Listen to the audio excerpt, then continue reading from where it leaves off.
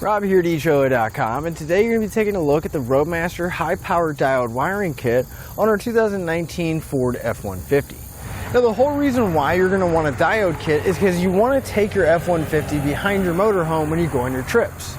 But the problem comes in is we can hook everything up, but we need to have the signals back here just like a trailer so we can safely and securely get down the road. So if we're driving and we need to change lanes, we can put the blinker on, but as you can see, you might not be able to see the blinker on your motorhome when you're behind the truck. So it's important to have those signals back here as well. Now there's a few different options of how we can get those signals back here. We can have those magnetic lights. I know we've all seen them in the past. Just a separate light that you could stick on your bed somewhere, and we're going to run a cable all the way to the back of our motorhome and plug it in. Now they'll work, but that problem comes in because we're going to have a wire running all the way down the side of our truck, banging in the wind, potentially scratching the paint. Not to mention, a lot of these new Fords have aluminum bodies now, and magnets aren't going to stick to aluminum. So we're going to have to find some way to attach them other than that. Not to mention, we're going to have to find somewhere to put them when we're not towing, hook them up every single time that we do go to tow. But with our diode, it's going to be a one-time installation. So once we have them in, we can just hook up our tow bar and all the other components and not have to worry about anything back here. But when we're driving, our truck is going to act completely normal and we're not going to have any effects to the taillights at all. And our diodes are also going to protect our vehicle's electrical system because they're going to prevent any kind of backfeeding or anything else to our electrical system on our truck if there was a problem on the motorhome end. Our diodes are going to come with everything we need to get installed. The diodes, the wiring, all the connectors, as well as the socket to mount on the front of our truck and the cord to connect our motorhome to our F-150. However, because our truck is so long, I do suggest you pick up a little bit of extra wire. Anywhere from 8 to 10 feet of 16 gauge wire should be enough, but we are going to have to run our wire all the way from the front of our truck where we mount our plug all the way back to the taillights. But now that we know how our diodes are going to work and make our life easier, let's go through the installation together so you can have the confidence to do it at home. To begin your installation, you want to figure out where you're going to mount your wiring. For us, we mounted ours right next to our license plate, and then we took our 4-pole wire, we started at the front, and we ran it all the way back to where right underneath our taillights, the back tailgate. But when we routed it, we made sure to leave enough hanging out of the bracket so we can wire up our plug. But if we come in here, you can see where it took down, went underneath the skid plate here, and we popped out. We started routing our wire through that hole down at the bottom of the plate, which actually brought it down. We went over towards the driver's side, came from the bottom of the frame, went up and over my control arm and strut assembly, and then I just routed it down towards the frame, following it along the way, zip tying it to some existing lines and any other electrical components. I went around this front body mount and again just started continuing following it down the frame, securing it to this wiring and lines that are going along here. And try to keep it as high as you can on the frame, that way we don't have to worry about any debris on the road catching it. But once I got to about the back of the fuel tank or the back of the cab here, I went around the back side of the body mount, just ran it above the fuel tank, then you can see where I came back out and dropped to the inside of the frame just behind the fuel tank. Then I just followed the frame rail along, making sure to stay away from the spare tires so you don't have to worry about any kind of interference. Then I dropped it right on the outside of the frame, right at the back by the tailgate. At this point, we want to grab the end of our 4-pole wire, and we want to separate these so we have 4 individual wires to work with.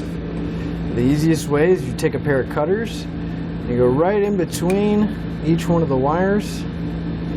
We're just going to cut just a little bit at the very end. And that'll give us enough to grab with our fingers, and we just start pulling the wires apart.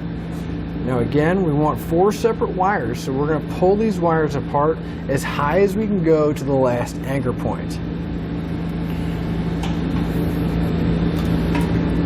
But now that we separate them, we're going to move up top and we're going to remove our taillights. So if we open up our tailgate, on the inside here we're going to have 2 bolts that are holding our taillight in place. So we'll grab an 8mm socket and pull both of those out.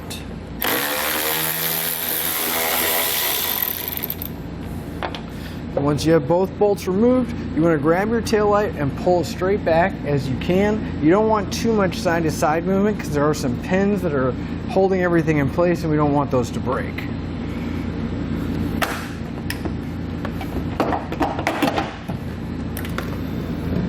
Once we have it loose, we'll find the connector at the back. Want to push in on that tab and we can pull the connector out. We'll set our taillight aside and pull out the other side as well. At this point, we need to test the functions of our taillights and figure out what the corresponding wires do. So I have my circuit tester here and I have my taillights on with no other light functions on, so I can isolate which wire is going to be my taillight wire. So I'm going to take my tester, just go through and start probing each one of the pins until I get a signal letting me know that it's on.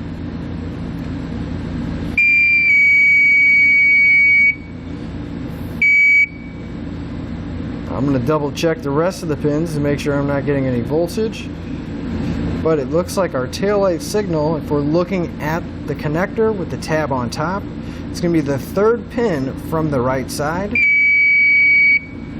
And if we follow that to the back, it's going to be the blue wire with the gray stripe on it. And if we're looking at it, it should be the thicker wire that's in the bunch of 3 right here. The blue one with the gray stripe is going to be our taillight signal on the driver's side. So now I went ahead and turned my headlights off, and I have an assistant pushing on the brake pedal so we can isolate that signal. I'll start going through, checking each one of these. Now you may want to check your third brake light or your headlights in the front, because if you have the door open or if you recently opened the door, your taillights will stay on for a limited amount of time. But we'll go through and check each one of the other pins for our brake light signal.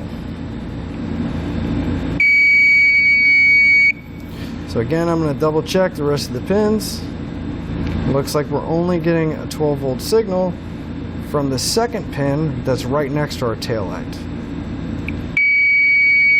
So if we follow that back, it's going to be the gray colored wire with the orange stripe on it. That's going to be our brake and turn signal on the driver's side.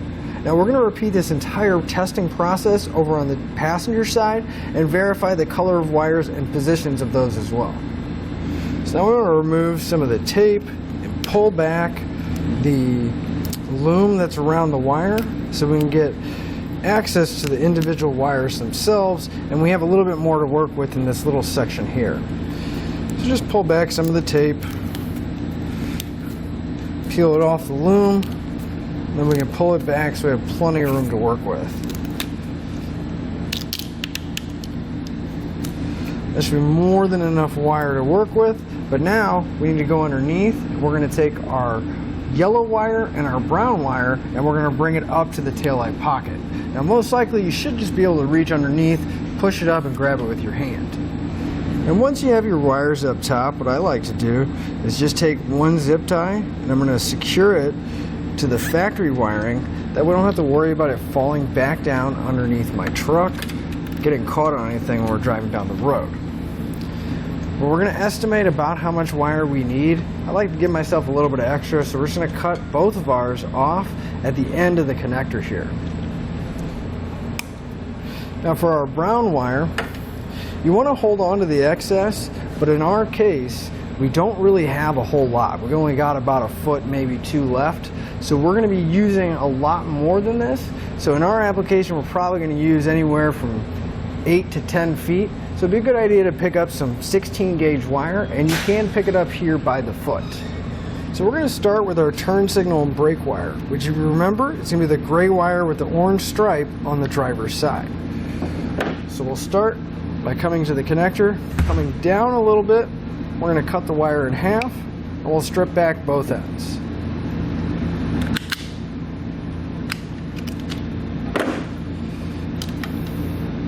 At this point, we want to grab one of our diodes that has all blue connectors on it. We'll take 2 of them off. Doesn't matter which one. We'll take one for each end of our wire, slide them over the bare end, and crimp them down.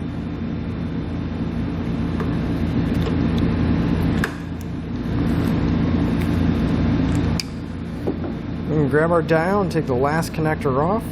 And if we look at our diode, we'll have 2 terminals on the inside and one on the outside. We want the terminal that's closest to the taillight plug itself to be plugged into the out, and then the other end of our wire is going to get plugged into one of the in terminals. It doesn't matter which one, just want to make sure it's fully seated on there. We'll come to our yellow wire, we'll strip back the end of it, and we'll put in our last connector. This is going to go into the other in terminal on our brake diode. So once you have your turn signal and brake hooked up, this is what your diode should look like. Now we can move on to our taillights. That's going to be the blue wire with the gray stripe on it. Again, come to the middle, downstream from the connector a little bit, cut that wire in half, and strip back both ends. Now this is going to hook up exactly the same as our other diode, at least part of it, except now we want to grab the diode that has the yellow connector on it. We'll start out by using the two blue ones just like before, crimping it on to the end of our wires.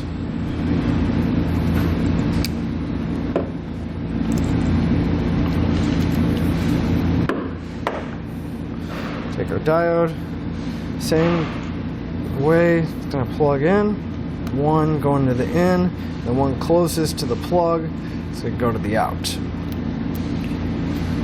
Take our brown wire coming from the bottom, strip back the end of it, and now is when you want to grab either your excess or your extra length of wire, strip back the end of that as well. We're going to combine both of these wires together, so we'll have one coming from the bottom of our truck and then a length of wire that we can run over to the other side. We'll take our yellow connector this time. It's just a little bit bigger, makes it easier to fit both the wires inside. Crimp it down. And then this is going to go into the other side of our taillight diode. So once you're done with your diode, it should look like this, and we should have that length of wire coming out the end of the connector as well. So now that we have our driver's side hooked up, we're going to take our length of brown wire that we've plugged in, we're going to drop it down to the bottom so we can meet up with the green wire, go over to the passenger side and hook it up the same way. Once you have all your diodes hooked up, we can plug our taillights back in. Just want to tuck the wiring into that little pocket there so it won't interfere when we put our taillight back. We'll line everything up. Make sure those alignment pins are lined up as well. Then we can replace the hardware and tighten everything up.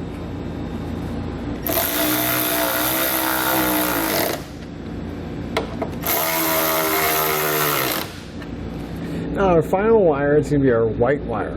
This is going to be our ground wire, so we need to find a nice flat spot against the frame or somewhere on the body that we can attach it to.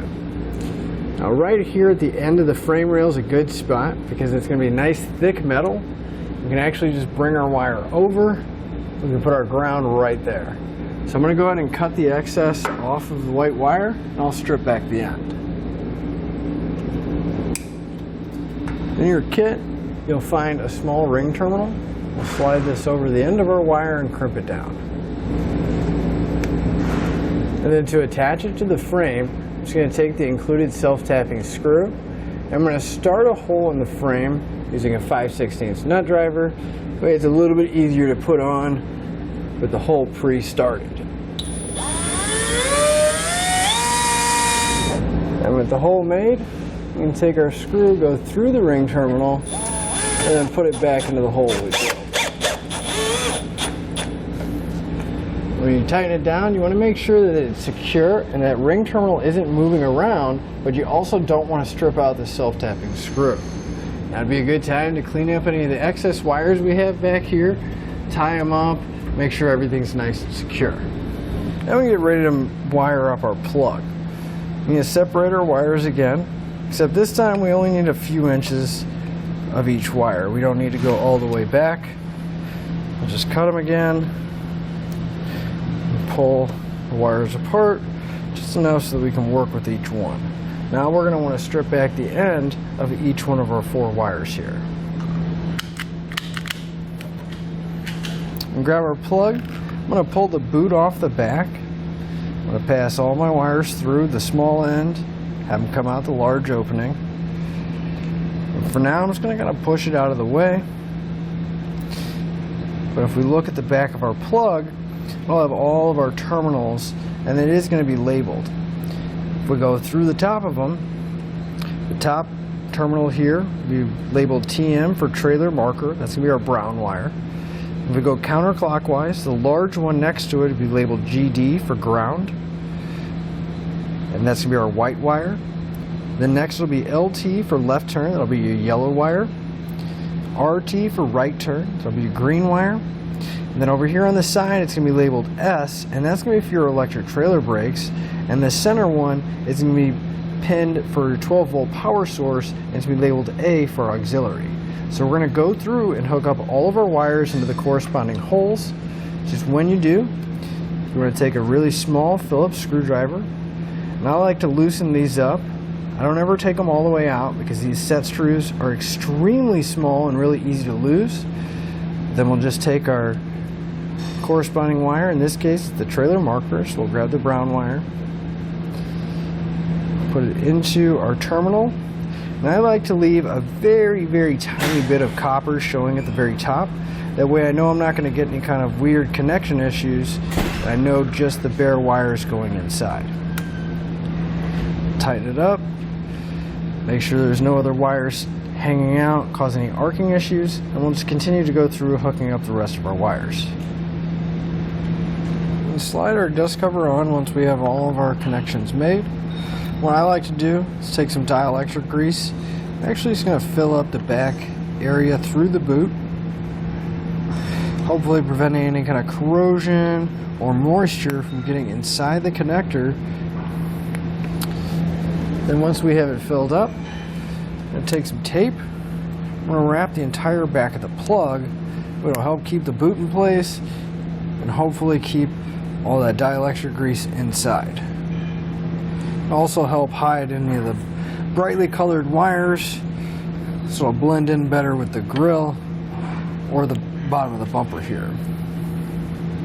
And we're going to mount our plug. I'm actually going to pull my license plate off. If you didn't realize, your license plate's actually just held on by a couple of clips back here. Just be able to pull our plate off. Just these 2 little tabs are going to grab on, so we'll pull this off and set it aside for now, so you have a little bit more room to get in here and get our hardware in place. So your kit's going to come with some hardware, so we'll line up the holes. We'll pass our Phillips screw through the bracket and through the plug, and we'll secure it on the other side using a nylon lock nut. Now there is a very limited space right here, so you just want to make sure that you get a couple threads on there so the screw will hold itself in place and we won't have to worry about the plug falling off. And we'll get the other one in place as well. We just tighten up our hardware using a Phillips screwdriver. We'll hold the nut using a 3/8 wrench.